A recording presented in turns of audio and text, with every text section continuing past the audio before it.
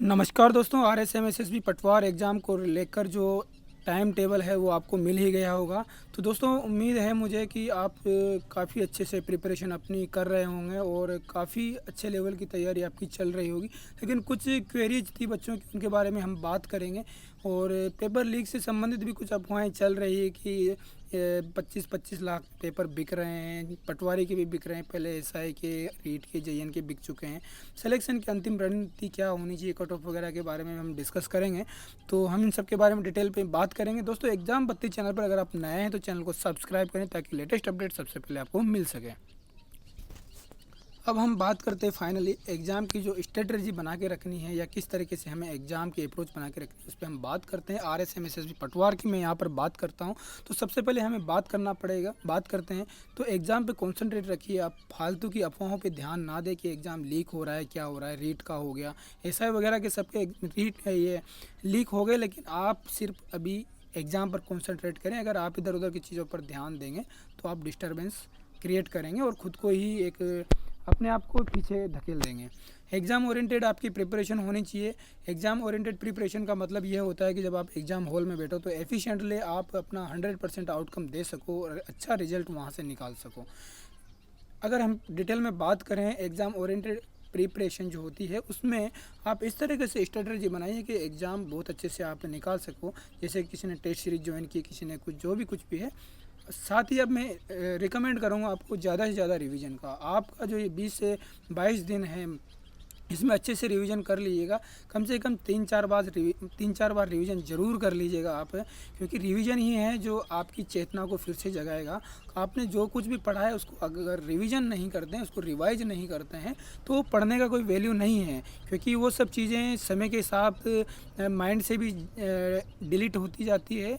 इसीलिए मैं यही कहूँगा कि बार बार रिवीजन कीजिए। रिवीजन करने से चीज़ें रिकवर होगी और आपका जो टाइम है, अगर एक रिवीजन में आपको 4 से 5 दिन लग रहा है, तो अगली बार जब आप रिवीजन करोगे मुझे पता है कि 2 से 3 दिन में भी वो रिवीजन आप कर लोगे। इस तरह से रिवीजन का टाइम धीरे धीरे घटता जाएगा और आपकी एफिशिएंसी बढ़ती जाएगी। स्ट्रेटजी की बात करें तो स्ट्रेटजी इस तरीके से होनी चाहिए आपकी कि आप एग्ज़ाम के बहुत करीब पहुंच सको, एग्ज़ाम को आप बहुत अच्छे से हैंडल कर सको, बहुत अच्छे से क्रैक कर सको। बिना किसी स्ट्रेस के आपको एग्ज़ाम देना है। उसके लिए स्ट्रेटजी ये होना चाहिए कि आप एग्ज़ाम से 5 दिन पहले आपका सब कुछ रिवीजन वगैरह सब कुछ कवर हो जाना चाहिए। 5 दिन आप ये मान के चाहिए एग्ज़ाम से जस्ट पहले का कि वो आपकी लास्ट में एग्ज़ाम की preparation just revision revision revision जो फास्ट रिवीजन वाला रहता है वो मान लीजिए आप 5 दिन। और कुछ बच्चे कह रहे थे कि सर टेस्ट सीरीज़ वगैरह भी ज्वाइन करनी है, हमें अभी तक ज्वाइन नहीं। तो दोस्तों टेस्ट सीरीज़ अगर आप ज्वाइन नहीं की है तो कोई ज़्यादा फ़ायदा नहीं है और घबराने की ज़रूरत भी नहीं है।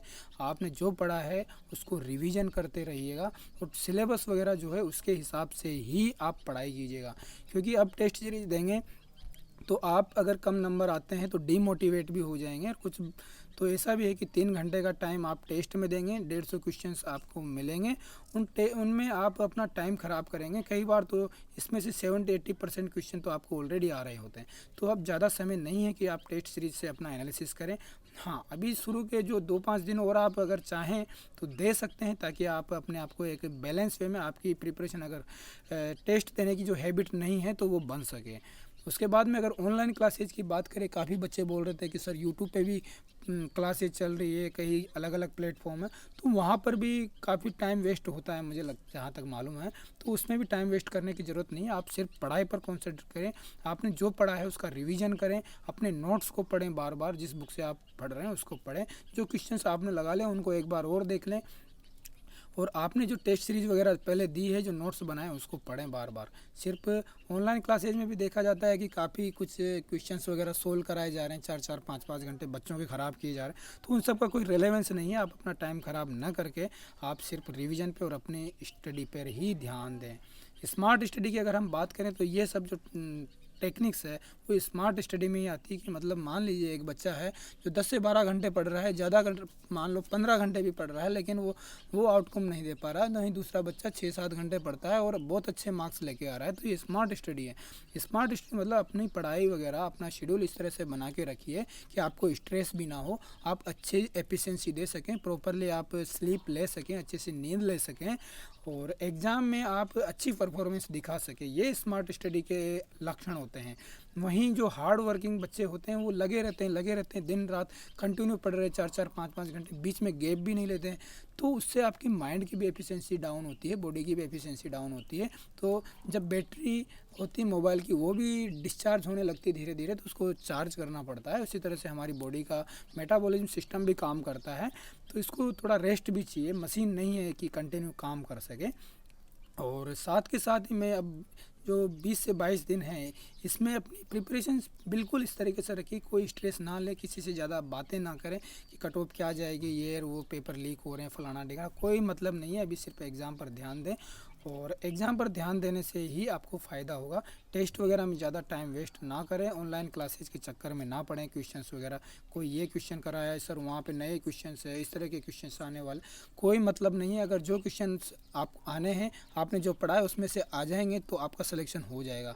और भले ही आप बाहर से कितना भी पढ़ो, लास्ट मोमेंट होता है ना एग्ज़ाम का, जब आप एग्ज़ाम सेंटर के बाहर पहुँच चुके होते हैं, उस टाइम पर भी मन करेगा कि मैं कुछ और पढ़ लूँ, कुछ और नया पढ़ लूँ। लेकिन ये सब टाइम वेस्ट करना और अपने आप को पीछे धकेलने के तरीके हैं, तो इससे अपने आप को बचाइए, अपने आप को बैलेंस रखिए। ज़्यादा भावुक होने की यहाँ पर ज़रूरत नहीं है। और अब फाइनली मैं बस यही रिकमेंड करूँगा, आप सबसे पहले तो अच्छे से नींद लेना चालू कीजिएगा, 6 से 7 घंटे सोइएगा, और उसके बाद में आप अच्छे से रिवीजन करते रहेगा। जो भी आपने पढ़ा कॉन्फिडेंस रखिएगा अपने आप पर, क्योंकि आपने काफ़ी कुछ पढ़ा है 8-10 महीने में, या पहले भी एग्ज़ाम डेट आई थी तो उसमें भी काफ़ी कुछ मेहनत आपने की है। तो आप सिर्फ अपने आप पर कॉन्फिडेंस रखिए, अच्छी डाइट लीजिए ताकि आप एनर्जेटिक बने रहें और आपको जो बॉडी में लेजीनेस है वो ना आए। और मेरा तो बस यही एक सजेशन है ना, कट ऑफ वगैरह के बारे में भी ज़्यादा डिस्कस करने की ज़रूरत अभी फ़िलहाल नहीं है। फिर भी बता देता हूँ मोटा मोटा कि अगर 300 मार्क्स का क्वेश्चन ये पेपर होता है आपका, जिसमें 150 क्वेश्चंस रहते हैं, 1/3 नेगेटिव मार्किंग होती है। तो 150 प्लस आप कट ऑफ मान के चलिएगा, 150 से 200 के आसपास जाएगी।